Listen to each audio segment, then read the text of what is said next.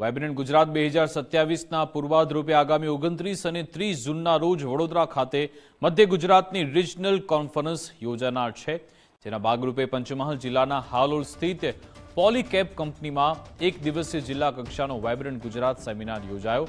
આ કાર્યક્રમ પ્રભારી મંત્રી રમેશ કટારાની પ્રેરક ઉપસ્થિતિમાં સંપન્ન થયો। મંત્રીએ કહ્યું કે વર્ષ 2003માં પીએમ મોદીએ શરૂ કરેલી આ પહેલથી આજે નાના ગામડાઓ સુધી ઉદ્યોગો વિસ્તર્યા છે અને સ્થાનિક યુવાનોની રોજગારીની મોટી તક મળી।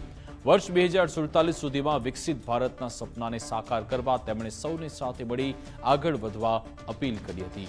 સેમિનારમાં વિવિધ કંપનીના અગ્રણીઓએ સરકારના બિઝનેસ ફ્રેન્ડલી અભિગમની સરાહના કરી હતી। આ પ્રસંગે જિલ્લા વહીવટી તંત્ર અને ખાનગી એકમો વચ્ચે મહત્વના એમઓયુ એક્સચેન્જ કરાયા તેમજ ઔદ્યોગિક એકમના વિવિધ લાભાર્થીઓને આર્થિક સહાયના ચેક એનાયત થયા હતા। આ કાર્યક્રમમાં સાંસદ, જિલ્લા વિકાસ અધિકારી અને એસપી સહિતના ઉચ્ચ અધિકારીઓ હાજર રહ્યા હતા।